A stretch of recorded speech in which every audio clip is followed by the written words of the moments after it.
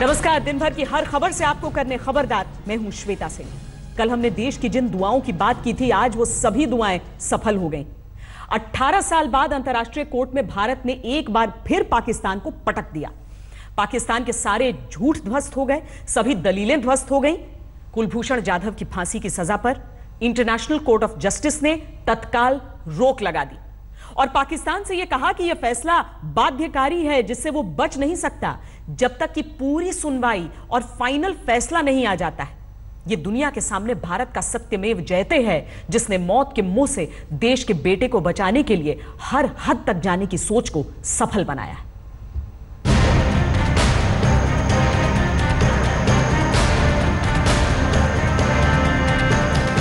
The court first unanimously indicates the following provisional measures. Pakistan shall take all measures at its disposal to ensure that Mr. Jadav is not executed pending the final decision in these proceedings, and shall inform the court of all the measures taken in implementation of the present order. Kulbhushan Jadhav पर दुनिया में भारत का सत्यमेव जयते। पहली जीत मिली, अभी पाक के जबड़े से जाधव को बचाना है। उम्मीद करते हैं कि आज पाकिस्तान को सच्चाई की ताकत समझ में आ गई होगी। अगर वो समझाना चाहेगा तो कुलभूषण जाधव पर पाकिस्तान अपना झूठ अपने देश में तो बेच सकता है, लेकिन ये झूठ दुनिया खरीदने के लिए तैयार नहीं है। इसीलिए आज जाधव केस में उसकी हर दलील और हर झूठ इंटरनेशनल कोर्ट में ध्वस्त हो गए। Certain measures must be indicated in order to protect the rights claimed by India pending its final decision.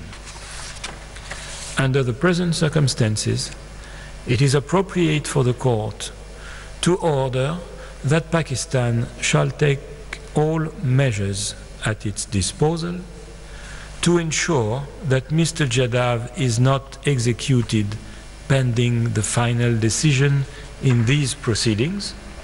Its orders on provisional measures under Article 41 of the statute have binding effect and thus create. इससे बड़ी हार पाकिस्तान की क्या होगी कि international court ने उसकी एक भी दलील को नहीं माना। कुलभूषण जाधव के केस में पाकिस्तान ने इंटरनेशनल कोर्ट में जो भी बातें कही, उनमें किसी बात पर भी इंटरनेशनल कोर्ट की 11 जजों की बेंच ने भरोसा नहीं किया। पाकिस्तान भरोसे के काबिल तो कहीं भी नहीं। The External Affairs Minister, Mrs. Sushma Swaraj, who piloted this strategy, Mr. Harish Salve, who effectively argued this matter, deserve a special mention. बहुत अहम फैसला है। इस फैसले ने यह दिखा दिया जो भी दलीलें पाकिस्तान ने रखी वो गलत थी। जो भी उन्होंने दलीलें रखी कि प्रॉपर ट्रायल हुआ, मिलिट्री ट्रायल हुआ, वो सब बोगस पाया गया। वर्ल्ड कम्युनिटी में हर कोई रहना चाहता है, तो मेरा मानना है कि पाकिस्तान को मानना पड़ेगा। उसके पास कोई चारा नहीं। ऐसा नहीं कि इंटरनेशनल कोर्ट ऑफ जस्टिस का ऑर्डर है और पाकिस्तान नहीं मानेगा।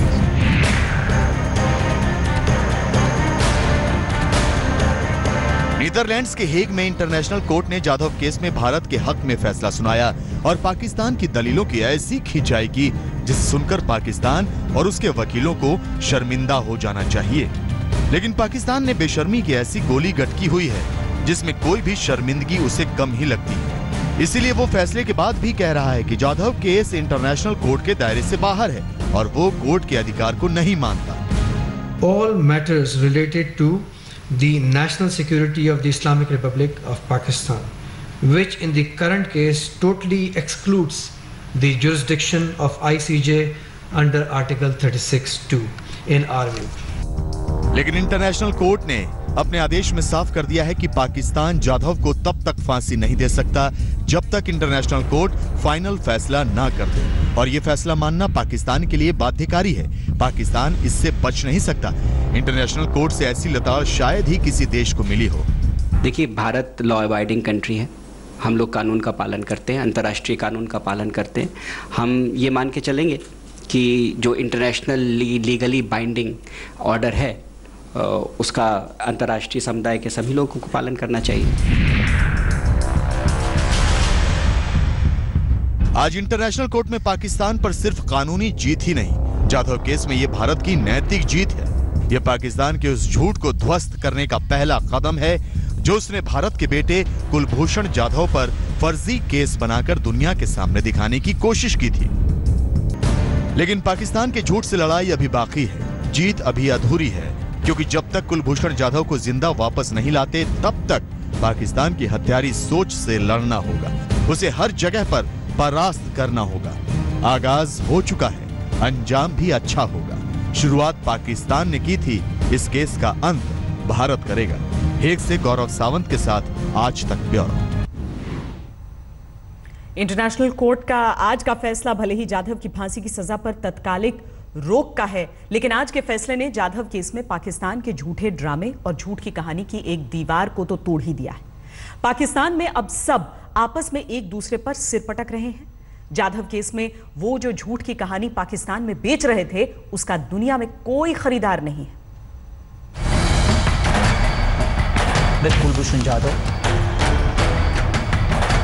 कुलभूषण जाधव पर पाकिस्तान जो ड्रामा बनाकर अपने घर में नाच रहा था, आज उसके सारे घुंघरू टूट गए।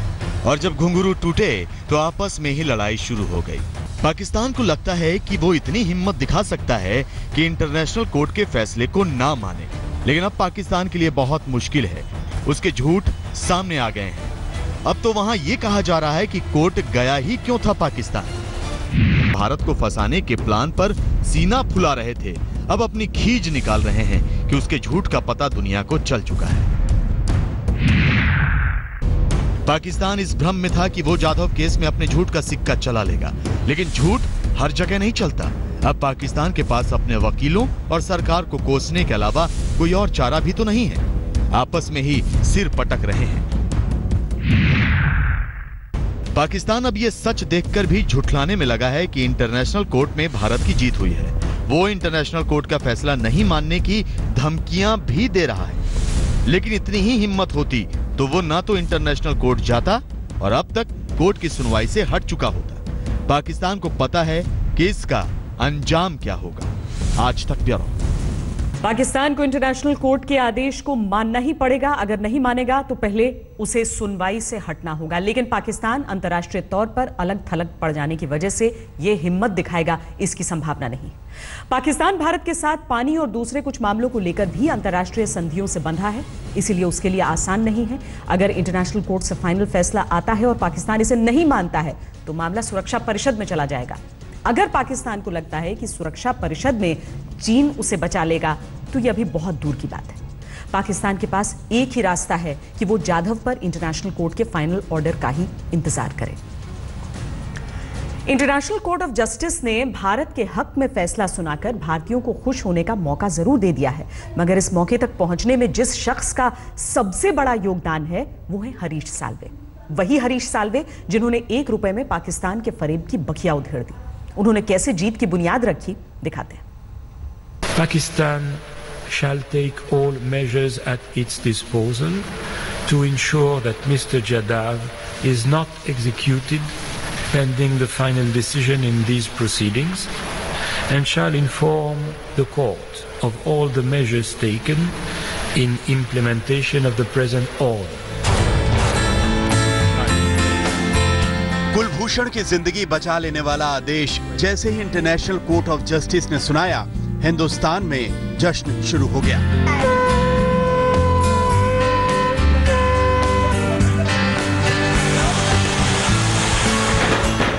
मगर इस जश्न के असली हीरो हैं हरीश साल्वे।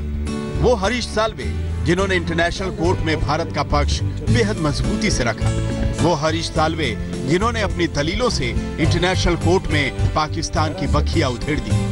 वो हरीश साल्वे जिन्होंने पाकिस्तान के एक एक झूठ को सिलसिलेवार बेनकाब किया। वो हरीश साल्वे जिन्होंने पाकिस्तान की नाफरमानी, बेईमानी और बदमिजाजी को इंटरनेशनल अदालत के पटल पर रखा। वही हरीश साल्वे इस जीत के असली नायक हैं। हरीश साल्वे ने इंटरनेशनल कोर्ट ऑफ जस्टिस में जाधव के मुद्दे पर काउंसलर एक्सेस न मिलने की मांग मजबूती से उठाई। वियना संधि के उल्लंघन का मामला कोर्ट के सामने रखा। आईसीजे के सामने कूटनीतिक नियमों का हवाला दिया। जाधव की गिरफ्तारी पर पाकिस्तान के झूठ को बेनकाब किया। फांसी की सजा को मानवाधिकार का उल्लंघन बताया, जाधव को जासूस बताने वाले दावे की धज्जियां उड़ाई, जाधव के कबूलनामे के वीडियो में 102 जगह काट छांट की बात बताई। ये सारे मुद्दे इतनी मजबूती से उठाए गए कि पाकिस्तान को इंटरनेशनल कोर्ट में मुंह की खानी पड़ी। यानी जीत के असली हीरो हरीश साल्वे ही हैं। यही वजह है कि देश में हरीश साल्वे की वाहवाही हो रही है।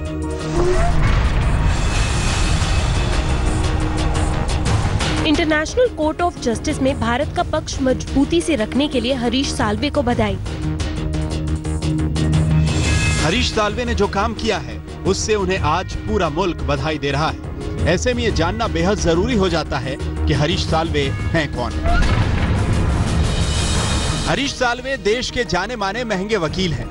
हरीश साल्वे अपनी एक पेशी के लिए 6 से 15 लाख रुपए लेते हैं, मगर कुलभूषण जाधव के मामले में उन्होंने महज 1 रुपए फीस ली है। हरीश साल्वे की इस दरिया दिली की बात देश की विदेश मंत्री ने पहले ही ट्वीट पर बताई थी। हरीश साल्वे ने इस केस के लिए सिर्फ 1 रुपए फीस ली है। Which refers to the briefing, but not this assertion. Harish Salve का बतौर वकील 42 साल का लंबा अनुभव है। साल्वे कई कॉरपोरेट घरानों का पक्ष कोर्ट में रख चुके हैं। केजी बेसिन मामले में मुकेश अंबानी के वकील रहे हैं। यूनियन कार्बाइड केस में केशव महिंद्रा का पक्ष रखा। नीरा राडिया टेप कांड में रतन टाटा के वकील रहे हैं। वोडाफोन को 14,200 करोड़ की कथित टैक्स चोरी केस में जीत दिलाई है। हिट एंड रन मामले में सलमान खान के वकील रहे हैं हरीश साल्वे। यानी कानून के हर दांव पेंच हरीश साल्वे बखूबी जानते हैं। इसीलिए उनके पास केस का जाना मतलब जीत की गारंटी माना जाता है। हरीश साल्वे बचपन से इंजीनियर बनना चाहते थे। कॉलेज में हरीश साल्वे का रुझान चार्टर्ड अकाउंटेंसी की ओर हो गया। सीए की परीक्षा में साल्वे 2 बार फेल हुए। साल्वे को उनकी नानी ने कानून की पढ़ाई करने को कहा। साल्वे ने अभिनेता दिलीप कुमार का पहला केस लड़ा। हरीश साल्वे नागपुर में पले बढ़े। हरीश साल्वे के पिता एनकेपी साल्वे पेशे से सीए थे। कम लोग जानते हैं कि अदालत में विरोधी पक्ष के छक्के छुड़ा देने वाले हरीश साल्वे को पियानो बजाने का शौक है। साल्वे जैज सुनने के शौकीन हैं और बेंटले कार चलाना पसंद करते हैं। हरीश साल्वे से देश को जो उम्मीद थी उस पर वो खरे उतरे हैं। अब इंतजार उस दिन का है जब कुलभूषण पाकिस्तान की कैद से सही सलामत हिंदुस्तान लौट आए। हेग से गौरव सावंत के साथ आज तक ब्यूरो। हेग से भारत के लिए जो खुशी आई है उसके लिए भारतीय सरकार ने भी कम कोशिशें नहीं की हैं। जैसे ही ये खबर आई कि पाकिस्तान ने गैर कानूनी और झूठे तरीके अपनाकर कुलभूषण जाधव को फांसी की सजा सुनाई है, विदेश मंत्रालय सक्रिय हो गया और फिर रणनीति बनाई गई कि आखिर पाकिस्तान पर नकेल कसकर कैसे कुलभूषण जाधव को बचाया जाए। कुलभूषण जाधव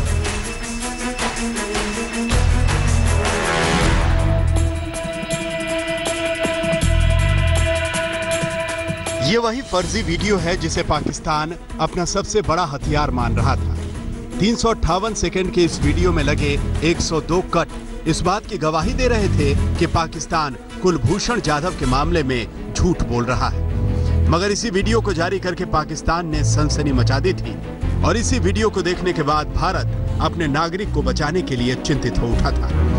अब जबकि इंटरनेशनल कोर्ट ने अपना फैसला सुना दिया है तो ये जानना बेहद जरूरी हो जाता है कि इस मामले में कब क्या हुआ। 3 मार्च 2016 ये वो तारीख थी जब भारत के पूर्व नौसेना अधिकारी कुलभूषण जाधव को पाकिस्तान ने गिरफ्तार कर लिया था। कुलभूषण जाधव ईरान में अपना व्यापार करते थे और यहीं से पाकिस्तानी हुक्मरानों ने उन्हें पकड़ा। मगर पाकिस्तान ने झूठ बोला। पाकिस्तान ने झूठा दावा किया कि कुलभूषण भारतीय खुफिया एजेंसी रॉ के एजेंट हैं और उन्हें घुसपैठ करने के जुर्म में बलूचिस्तान से गिरफ्तार किया गया। इतना ही नहीं, पाकिस्तान ने झूठा दावा किया कि कुलभूषण पाकिस्तान और बलूचिस्तान में धमाका करने के दोषी हैं। 10 अप्रैल 2017 ये वो तारीख थी जिसने पूरे हिंदुस्तान को हिलाकर रख दिया। इसी दिन मालूम चला कि पाकिस्तान की सैन्य अदालत ने कुलभूषण जाधव को फांसी की सजा सुना दी है। पाकिस्तान की इस हरकत का भारत की तरफ से तीखा विरोध हुआ। भारत के विदेश मंत्रालय ने साफ किया कि जाधव ईरान में अपना व्यापार करते थे, उन्हें जबरन हिरासत में लेकर परेशान किया गया। इतना ही नहीं, भारत ने कुलभूषण जाधव से मिलने के लिए उन्हें काउंसलर एक्सेस दिलाने के लिए पाकिस्तान से अपील की, मगर फरेबी चमड़ी वाला पाकिस्तान भारत की अर्जी को खारिज करता रहा। 11 अप्रैल 2017 ये वो तारीख थी जब पहली बार विदेश मंत्री सुषमा स्वराज ने साफ लफ्जों में कहा कि कुलभूषण को हर हाल में बचाएंगे और अगर पाकिस्तान ने कुलभूषण के साथ कुछ भी किया तो भारत इसे सुनियोजित हत्या मानेगा। मतलब तय था कि कुलभूषण को बचाने के लिए सरकार संजीदा है और उसी संजीदगी से भारत ने पाकिस्तान के मनमाने रवैये के खिलाफ इंटरनेशनल कोर्ट ऑफ जस्टिस का रुख कर लिया। 8 मई 2017 आखिरकार कैलेंडर में वो तारीख भी आई जब भारत ने इंटरनेशनल कोर्ट में पाकिस्तान के फैसले के खिलाफ याचिका दायर की। कोर्ट ने याचिका स्वीकार कर ली। 15 मई 2017 हेग में इंटरनेशनल कोर्ट ऑफ जस्टिस ने मामले की सुनवाई की, दोनों पक्षों को धैर्य से सुना। 18 मई 2017 और आखिरकार वो तारीख भी आ गई जब पाकिस्तान के मुंह पर फरेबी होने की कालिख एक बार फिर पुत गई। अब इंतजार उस तारीख का है जब भारत का बेटा कुलभूषण जाधव सकुशल हिंदुस्तान लौट आए। हेग से गौरव सावंत के साथ आज तक bureau. International court of justice का फैसला जैसे ही आया उसके बाद से पूरे देश में खुशी की लहर है, लेकिन कुलभूषण जाधव का परिवार खासकर बहुत राहत महसूस कर रहा है। कुलभूषण जाधव के चाचा ने पहली प्रतिक्रिया आज तक पर दी। कुलभूषण जाधव के चाचा सुभाष जाधव ने हमारे संवाददाता दिव्येश से बात की। उन्होंने सरकार को बधाई दी, साथ ही उन्होंने कहा कि अब कुलभूषण जाधव को जिंदा सकुशल भारत लाने की कोशिशें करनी चाहिए। जाधव लौटेंगे तभी परिवार को राहत मिलेगी, क्योंकि जिस तरीके से इंटरनेशनल कोर्ट ऑफ जस्टिस में पहले ही दिन जब दलीलें रखी जा रही थी भारत की तरफ से और उसके बाद पाकिस्तान की तरफ से, उस वक्त थी चूंकि सबूत के नाम पर एक ही चीज पाकिस्तान के पास, और वो एक ऐसा इकबालिया बयान जो पाकिस्तान ने रिकॉर्ड किया पता नहीं किन परिस्थितियों में। लिहाजा आईसीजे के जितने जजेस थे उन्होंने अपनी तरफ से उस कबूलनामे को देखने से ही इनकार कर दिया, उसे सिरे से खारिज कर दिया, और उसी दिन रुख से कुछ हद तक पता चल गया था कि पाकिस्तान का झूठ बेनकाब हो चुका है। भारत की तरफ से दलीलें सिलसिलेवार रखी गई थी। भारत ने कभी भी इस बात से इनकार ही नहीं किया कि कुलभूषण जाधव भारतीय हैं या फिर भारतीय नेवी से उनका संबंध है। भारत ने अपनी तरफ से यह आरोप लगाया था कि कुलभूषण जाधव का अपहरण करके उन्हें पाकिस्तान ले जाया गया था और उसके बाद गुपचुप तरीके से एक ट्रायल चला मिलिट्री कोर्ट में वहां पर, और कुलभूषण जाधव को फांसी की सजा सुना दी गई। भारत को काउंसलर एक्सेस नहीं दिया गया। जो उनके परिवार वाले थे, कुलभूषण जाधव के परिवार वालों ने कई कोशिशें की कि वो कुलभूषण जाधव से मिल पाए, लेकिन इस पर भी पाकिस्तान के कान पर जूं तक नहीं रही। लिहाजा ये सारी चीजें जब भारत की तरफ से सभी सबूतों के साथ रखी गई तो आज इंटरनेशनल कोर्ट ऑफ जस्टिस द्वारा यह फैसला लिया गया, जिसमें एक एक कर पाकिस्तान के चेहरे पर थप्पड़ पे थप्पड़ लगते गए। इंटरनेशनल कोर्ट ऑफ जस्टिस ने इस बात को माना कि जो भी ये पूरा मामला है, पाकिस्तान जिस पर यह कह रहा था कि उसके अधिकार क्षेत्र में नहीं आता है, वो आईसीजे के अधिकार क्षेत्र में आता है। इंटरनेशनल कोर्ट ऑफ जस्टिस को पूरा अधिकार था कि वो इस मामले पर अपना फैसला सुनाए। उसने तत्कालिक प्रभाव से स्टे लगा दिया कुलभूषण जाधव की फांसी पर। साथ ही पाकिस्तान की तरफ से जो ये कहा गया था कि अगस्त 2017 तक तो कोई सवाल ही नहीं उठता है कि कुलभूषण जाधव को फांसी दी जाएगी, इस स्टेटमेंट को भी संजीदगी से लेते हुए इंटरनेशनल कोर्ट ऑफ जस्टिस ने कहा कि इसका क्या यह अर्थ निकाला जाए कि उसके बाद कुछ भी हो सकता है। इसीलिए यह कहा गया स्पष्ट तौर पर पाकिस्तान से कि जब तक इंटरनेशनल कोर्ट ऑफ जस्टिस इस पर फैसला नहीं ले लेता है, तब तक पाकिस्तान किसी भी हालत में आगे बढ़कर कोई कार्रवाई नहीं कर सकता, कुलभूषण जाधव को फांसी नहीं दी जा सकती है। इसकी प्रतिक्रियाएं क्या हुई हैं पाकिस्तान में? पाकिस्तान में लगातार इस बात पर चर्चा चल रही है, वहां के चैनलों पर इस बात पर बहस छिड़ी हुई है कि क्या कोई सीक्रेट डील हुई थी।